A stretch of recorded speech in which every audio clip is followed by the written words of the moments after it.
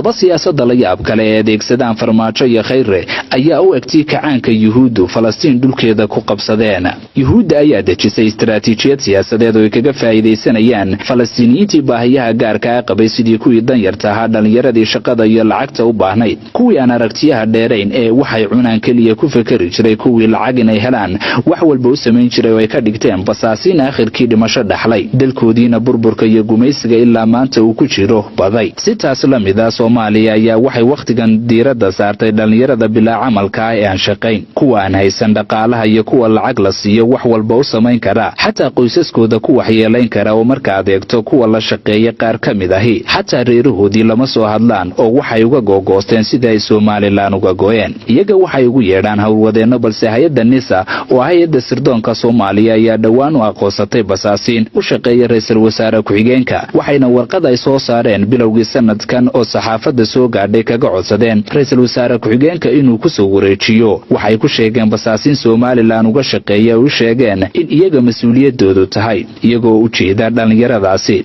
khilaafkaas oo cirka isku shareeray, warbaahintana la isaga jawaabay waxaa NISA muddo bil ah ay u qabatay inuu hawshaas ku soo wareejiyo ra'iisul wasaare ku-xigeenka, balse waxaa markii dambe dhameeyey ra'iisul wasaaraha dalkaasi oo labada dhinacba u sheegay inay yihiin howlo kala madax bannaan.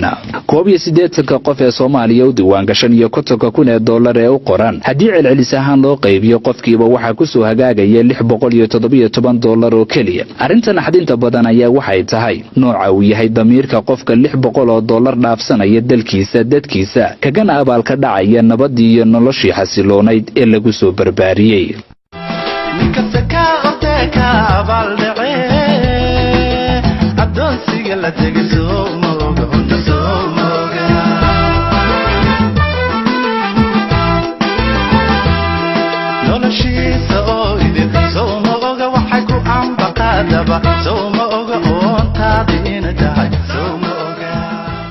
walow aanay waxba u dhimi karin calooshoodu shaqaystayaashu wada jirka iyo horumarka Somaliland, walow bulshada iyo daayarta Somaliland meel ay uga soo wada jeedaan farta ku fiiqaan dhigna aanay jalaq u siinin. marka adeegto sida midnimada leh ay uga dareen celiyaan dhuuni qaatayaashu wax kasta oo ay ku soo baahiyaan baraha bulshada oo bulshada Somaliland aad ugu maagto si isku mid ah. walow aanu qof kasta oo muwaadin reer Somaliland aanu jeclaysan mid la dalaha oo cadowga u dulaysan marka uu arko, wuxuuse ku niyad samaadaa isku day kasta oo dalkan lagu inuu noqdo mid bulshada isku sii dhaweeya, siina mideeya naca iyo nacaybka cadowgana sii kordhiya.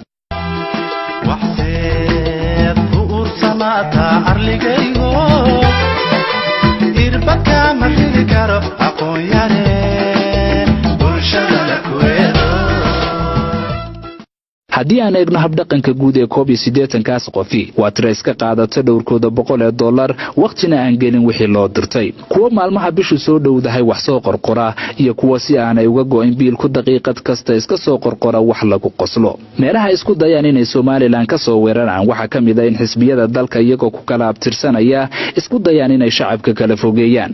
mar waxay u soo xidhaan shaar reereed, waxayna u kala abtiriyaan bulshada reer Somaliland. waxay sameeyaan isku day kasta oo isleeyihiin waad ku kala fogeyn kartaa ummadda reer Somaliland iyagoo ku gabanaya dimuqraadiyadda aynu qaadanay iyo xorriyadda hadalka ee dastuurkeenu damaanad qaaday. haddaba su'aashu waa $50,000 ma lagu kala qaybin karaa Somaliland? $50,000 ma kicin kartaa bulshada Somaliland si dhallinyarada ay baahiyahooda dhaqaale ka faa'iidaystaan? weligood ma baahnaan doontaa soo marun baahida kama bixi doonto? jawaabtuna waxay noqonaysaa nin baahan bakhtigu waa u xalaal, biilkiisana wuu qaadan baruu ka helaba, beentiisana wuu sheegi. dal jirida adag ku taagan sida jamhuuriyadda oo kalena weligii wuu jiri, cadowgiisuna wuu jabay.